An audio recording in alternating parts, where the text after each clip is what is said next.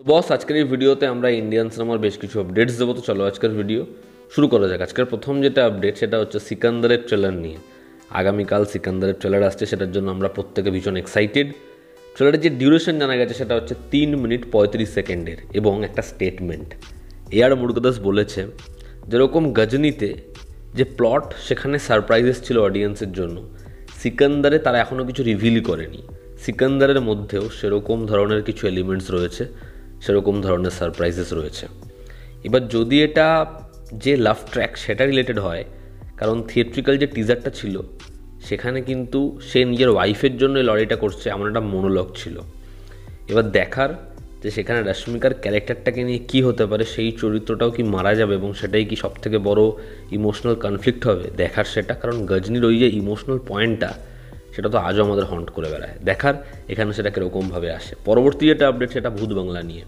অক্ষয় কুমার এবং প্রিয়দর্শনের massive collaboration, যখন ছবিটা আসবে বক্স অফিসে ব্যাপক পারফর্ম করতে পারে।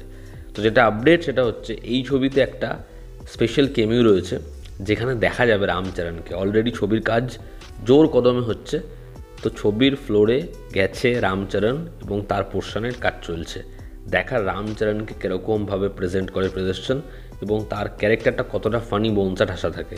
আমরা যদি পরবর্তী আপডেটে আসি, এই আপডেটটার জন্য আপনারা অনেকেই একটু কষ্ট পেতে পারেন। সেটা হচ্ছে ধূমকেতু নিয়ে। ধূমকেতু 16ই মে আসবে এমন আপডেট চারিপাশে বহুদিন ধরে ছড়িয়েছে, সেটা নিয়ে আমরা কথাও বলেছি। তবে আমি বারংবার একটা কথা কিন্তু বলেছি, যতক্ষণ না দেব এন্টারটেনমেন্ট থেকে প্রপারলি জানানো হচ্ছে ছবিটা রিলিজ হচ্ছে অমুক ডেটে, ততদিন কিন্তু ধোঁয়াশা রয়েছে। এবং দেবের পক্ষ থেকে কিন্তু এখনও এরকম কোনো স্টেটমেন্ট আসেনি যে ছবিটা 16 তারিখ আসছে। তার কারণ ধূমকেতু কিন্তু রিলিজ দেওয়া খুব সহজ নয়।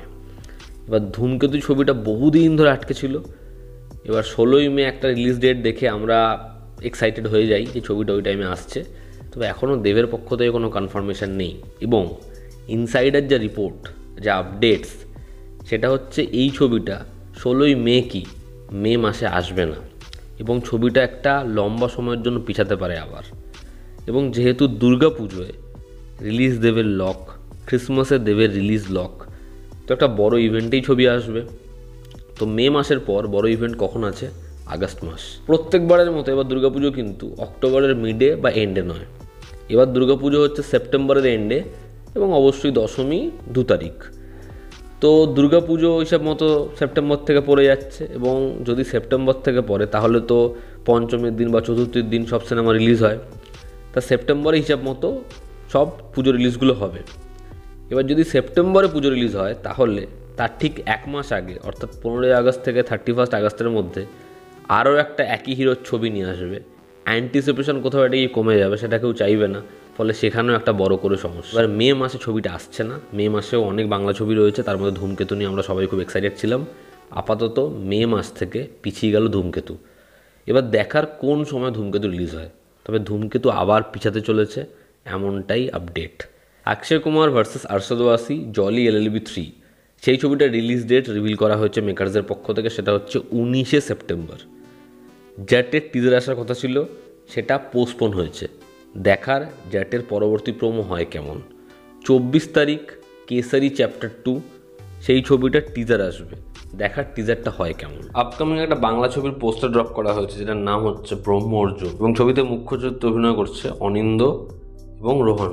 এবং এই দুজনকে আমরা এর আগে অ্যাকশন ফিল্মে বা এরকমভাবে দেখিনি এবং পোস্টারটা যেরকম ডিজাইন হয়েছে, যেরকম দুজনকে দেখতে লাগছে, সেটা বেশ ইমপ্রেসিভ। পোস্টারের লুক অ্যান্ড ফিল ডেফিনেটলি ভালো, অ্যাকশনের ভাইবস আছে। আশা করছি ছবির অ্যাকশন ভালো হবে, ছবিটা ভালো হোক এবং অনিন্দ আর রোহনকে এমনভাবে প্রেজেন্ট করা হোক যাদেরকে আমরা এরকমভাবে ইমাজিন করতে পারি না।